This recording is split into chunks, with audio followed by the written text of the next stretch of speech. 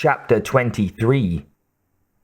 The sound of over 20 automatic Kramers firing almost continuously filled the hangar deck around Joyce, like the roar of a river crashing over 100-meter falls. The echoes combined with the actual sounds and intensified it, banging at her from all sides. She had sweat running down her hands, and the Kramer was so hot she could hardly hold it. She stood, her back against the doorframe to her shuttle, aiming and firing, then loading, aiming and firing again, and then again and again and again at the mass of black bugs climbing over the bodies of other smashed black bugs. But no matter how many bugs they killed, the ugly things just kept coming. Within seconds they were going to overwhelm Sergeant Green and his men. "Pull back!" she shouted to Hank. She turned to Kent. "Pull back! Pass the word to Deegan!" He nodded that he understood as he inserted another magazine into his rifle and emptied it into the moving mass of alien flesh.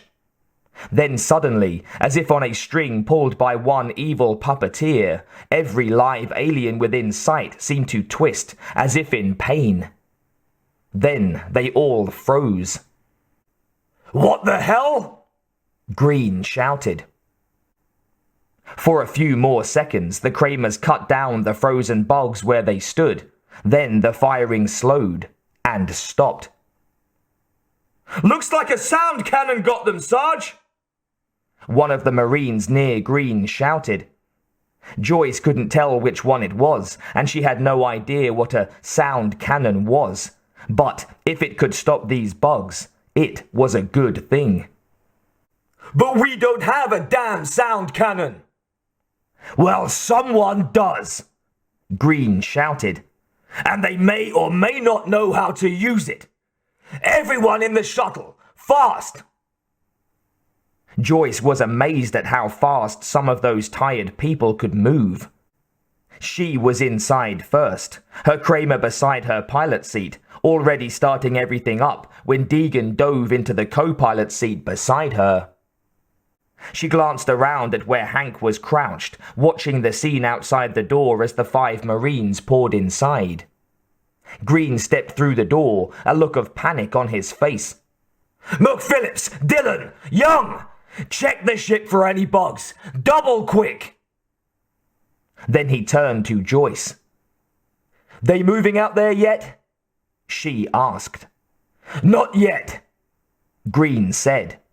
"And if they don't soon, whatever sound cannon that's doing this is going to go critical and blow every SEAL in this base right into space. Those things never work for longer than a minute. How fast can you get us out of this dump?" "Do it, Deegan." She didn't even wait to give Green an answer. The total look of panic on his face was more than enough to let her know they didn't have enough time as far as he was concerned.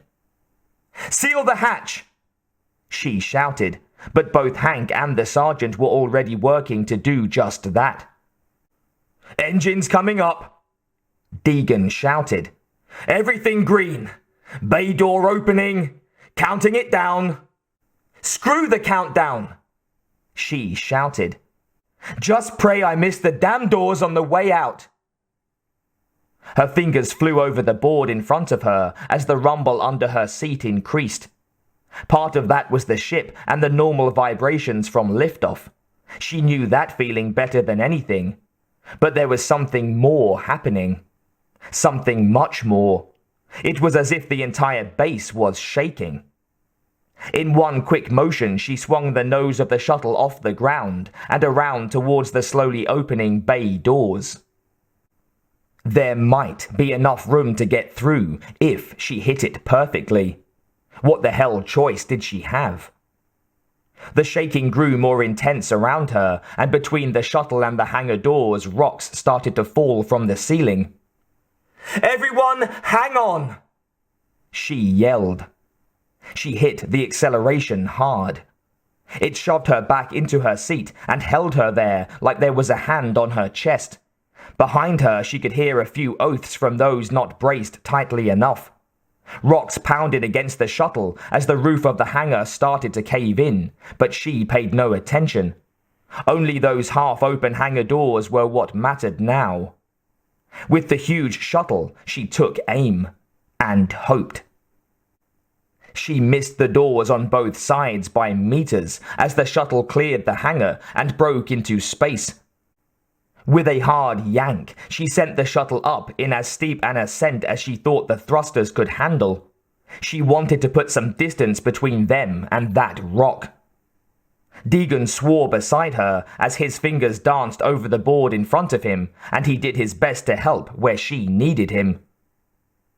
"Rearview monitors!" she shouted through the incredible noise of the acceleration. Somehow, Deegan managed to get the screen above them focused on the hangar doors. She would never forget what those doors looked like, exploding outward into space. Another few seconds and they wouldn't have made it. That was close, too damn close. She eased the acceleration back slightly and turned to Deegan. "Think you can get us into a low parking orbit without my help?" Deegan, his face white, the Kramer still draped across his lap, looked at her. His eyes were wide and sweat was pouring off his forehead. He swallowed, glanced around at the board in front of him, and then back at her. Then he let out a deep breath, like he had been holding it for the last 10 minutes. "Yeah, I can get us there." "No walk in the park?" she asked, half smiling. He glanced at her. "Boss, I've decided working with you is never a walk in the park." She laughed, also exhaling for what seemed like the first time in hours. She turned to where Hank and Sergeant Green were braced against the acceleration on the bulkhead behind her. "Now," she said, "would someone please tell me what the hell just happened?" "We got out alive," Green said. Hank glanced at Joyce and then at the monitor over his head. "Yeah, but about 1,400 didn't."